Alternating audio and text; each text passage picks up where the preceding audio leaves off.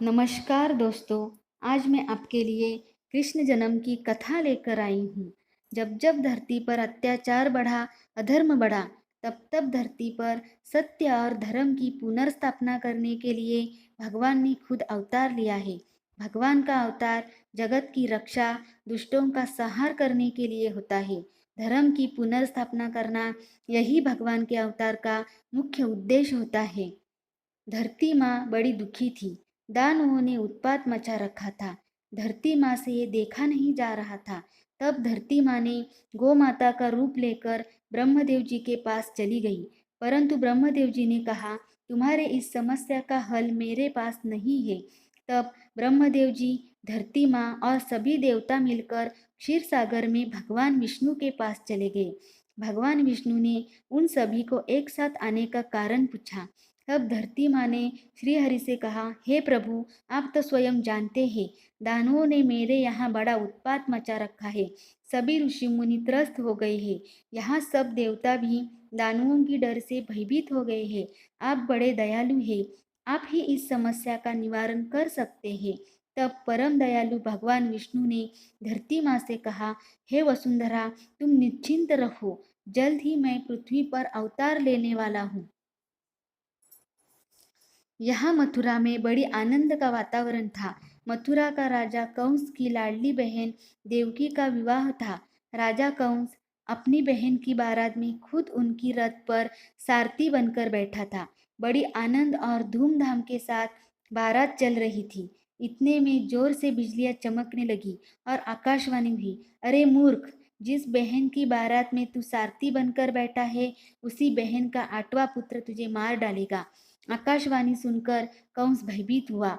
उसने अपने बहन के बाल पकड़कर क्रोध से उसे रथ से नीचे ढकेल दिया और उसे मारने के लिए तलवार निकाली। तब वसुदेव जी ने कंस के पैर पकड़ते हुए कहा, आप मेरे पत्नी को मत मारिए, हम अपने सभी बच्चों को आपके हवाले कर देंगे। कंस ने वसुदेव जी के बात पर विश्वास किया, क्योंकि वसुदेव जी सत्यवादी थे। वो कभी झूठ नहीं बोलते थे। कंस ने देवकी और वसुदेव को काल कोठरी में बंद कर दिया। कुछ समय बाद देवकी ने एक पुत्र को जन्म दिया। थोड़ी ही देर में कंस को ये बात पता चली। कंस को लगा, मुझे तो देवकी का 8वां पुत्र मारने वाला है। इस पुत्र को मारने से मुझे क्या लाभ, क्यों न मैं इस बच्चे को छोड़ दूं।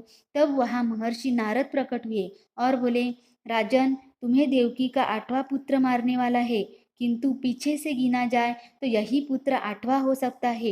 इस पुत्र को जीवित छोड़ना तुम्हारे मृत्यु का कारण बन सकता है। नारद जी की बात सुनकर कंस ने देवकी के एक एक करके 6 पुत्रों को मार डाला। कंस के हाथों बाल हत्या का पाप जो करवाना था, देवकी का 7वां गर्भ योग माया ने अपनी माया से वसुदेव की दूसरी पत्नी रोहिणी, जो कंस की डर से गोकुल में वसुदेव जी के मित्र नंद के यहाँ रह रही थी, उसकी गोद में डाल दिया। यही शेषनाग का अवतार बलराम दादा थे। 8वीं बार देवकी गर्भवती रही। तब उसका चेहरा प्रसन्न दिखने लगा। इस बार स्वयं श्री हरि जन्म लेने वाले थे।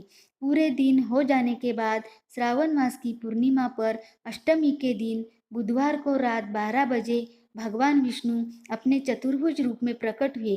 भगवान के प्रकट होते ही कालकोठरी का अंधकार मिट गया।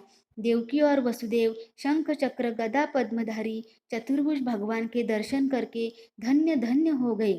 परंतु देवकी ने भगवान से कहा, प्रभु, आप तो मेरे पुत्र के रूप में जन्म लेने वाले थे, मुझे तो आपका बाल रूप ही चाहिए। देवकी की बात सुनकर भगवान प्रसन्न हुए और वसुदेव जी से बोले, मेरे बाल रूप लेते ही आप मुझे गोकुल में नंद जी के यहाँ छोड़ आए और वहाँ नंद की पत्नी यशोदा माता ने एक कन्या को जन्म दिया है। उस कन्या को लेकर यहाँ आई है।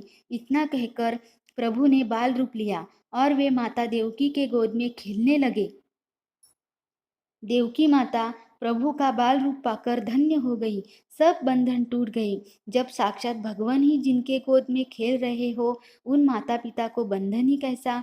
भगवान वही आते हैं जहाँ मनुष्य किसी कर्म के बंधन में बंधा न हो। हाथ पांव की बेड़ियां टूट गई, द्वार अपने आप खुल गए।